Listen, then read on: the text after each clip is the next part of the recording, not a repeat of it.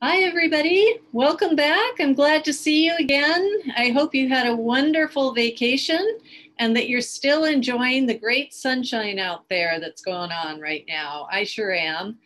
I guess that if you've gotten this far, you already know a little bit about what we're going to be talking about this week. I am so excited to go to China and to look a little bit into this fun story. You know, we've been talking a little bit this year about how some of the legends and myths that were created explained about how nature worked and also how things were created. And that's what this story falls into this week. This is a story about how the world was created in Chinese myth.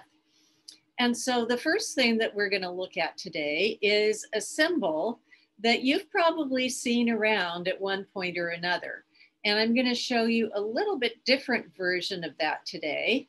And that is, this is the yin yang symbol. But you see, it looks just a little bit different. And that is because this is goes along with the beginning of the story of how this symbol was created.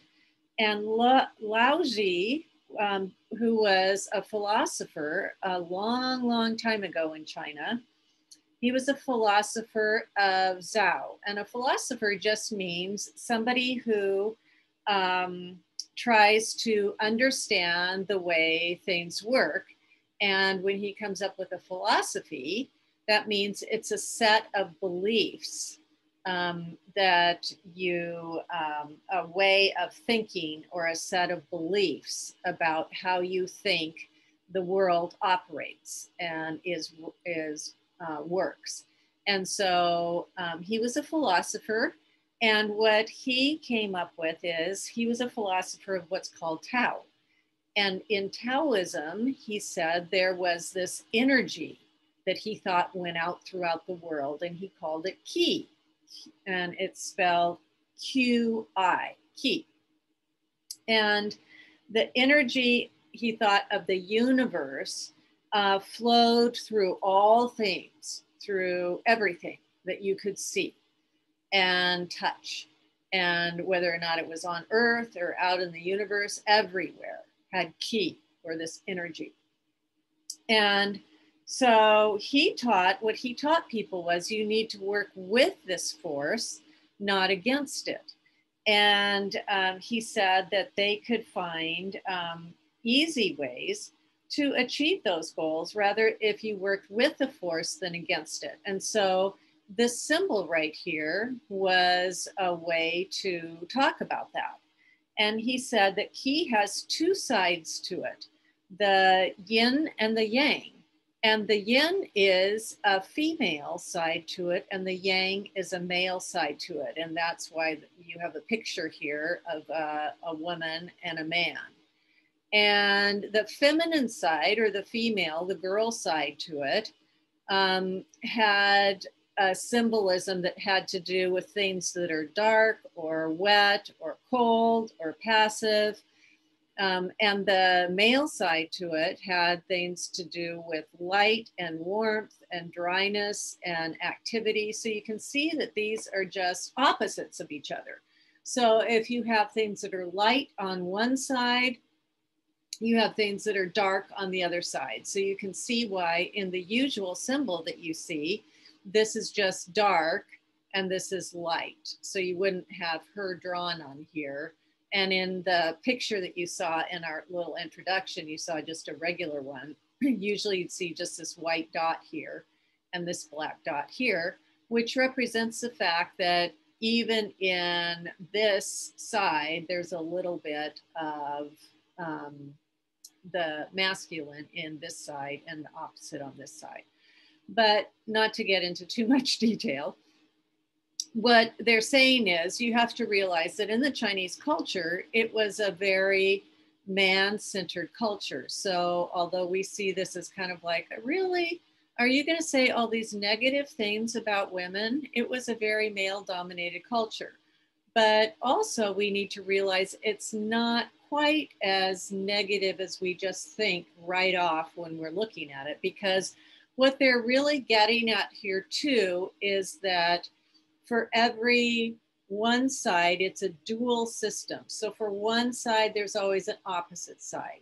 So if there's light on one side, think about the sun. There's sun in the daytime, and what's the opposite? Well, we have the moon at night. If you have something that's warm, you can have something that's cold. If you have something that's dry, you can have something that's wet. So sometimes it's not just like a negative thing. It's like, it's just different, right? It's just the opposite. And what Lao Ji was trying to point out was, instead of trying to fight and work against those things and try to, butt your head against the energy of those things, you need to have a balance. And so do you see here in this symbol, the symbol is evenly dispersed here in these colors, isn't it? And so what he was trying to say was, to have harmony, you need to have balance with those things. So that's the idea behind there, is don't start fighting against those things. Try to achieve a balance of those things to reach your goals. And this idea was called Wu Wei, or doing by not doing, which is an interesting expression. Okay, so that's the idea behind that. And so now I'd like to read you a little bit of a story that goes along with that and the idea of the Chinese creation myth. Move my little hand out of the way. All right, inside a cosmic egg, chaos reigned. Everything was going crazy. Then chaos separates into yin and yang. The egg hatches and out comes Pangu, the primal giant. There he is. As Pangu grows, he pushes the heavy yin down and the lighter yang up. Eventually, Pangu tires and dies, and from his body grow trees, grass, rivers, oceans, and rock. Then the first beings appear on earth. Fu Xi and his sister Nu Gua are human, but have the tails of serpents. Isn't that interesting? Nu Gua becomes lonely and creates some humans out of clay. She designs them carefully, giving them legs instead of snakes' tails. It's a nice idea. The next day, she decides to try a faster way of making people. This time, she drags a cord through the mud. When she flings the cord around, the mud goes flying. The splatters of mud became more people. However, the mud people are not as well made as the clay people. The clay people become the nobles and the mud people become the peasants. So the people that are made better end up becoming the rich rulers, and the people that had just been created by flinging the mud end up becoming just the poor peasants in the land. That's interesting, isn't it? Nu Gua marries Fu Xi, who serve as the first emperor and teacher of mankind. Other gods appear, including Gong Gong, the god of water, and Zhu Rong, the god of fire. Water and fire fight to rule the universe, but Gong Gong loses. In a rage, he bangs his head against the imperfect mountain, which holds up the sky. Floods of water pour down from the hole in Tian, and the people of Nu Gua created are in danger of drowning. The Nu Gua patches up the hole with molten rocks, and then she props up the sky with the legs of the celestial tortoise. Wow, great idea. There's the celestial tortoise. In this way, Nu Gua, creator of the human race, also becomes its savior. Okay, so this talks about, in Chinese mythology, 4 spiritual creatures called the celestial emblems guarded the directions of the compass. And it talks about the black tortoise, who represents the north as well as winter. The white tiger represents the west and the season of the fall. The red bird, and we're going to see that's the phoenix. I've got beautiful pictures of this, so hang on.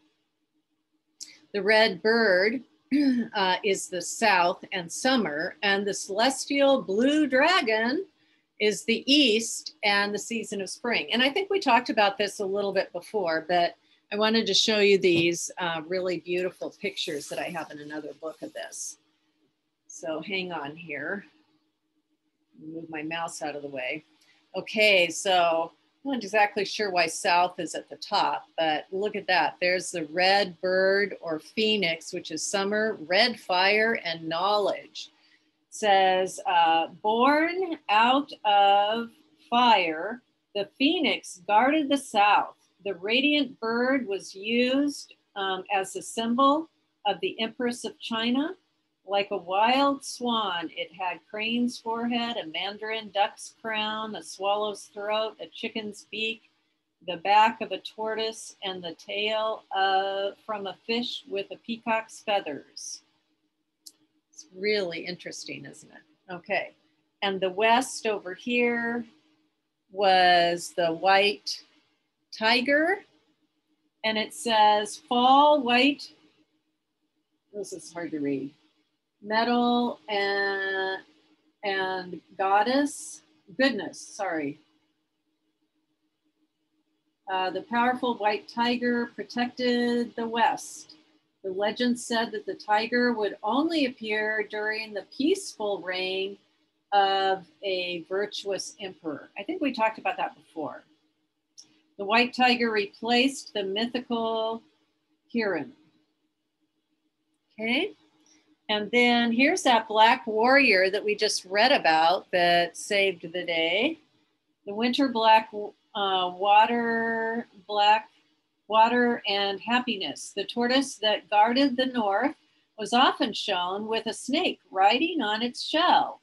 Both these creatures are a symbol of long life. And then last but not least, from the east, the dragon. It says spring blue, green, wood, and abundance. Like a clawed snake, the dragon guarded the east. This powerful and fearsome creature was a symbol of the Emperor of China. We've talked about that before. With a snake's body, the dragon had deer's horns, a buffalo's head, nose, and teeth of lion, and claws from an eagle. So there we go. There's the symbols from the spiritual guardians, according to myths, for creatures that guard the different directions of the compass. Are they beautiful? There we go.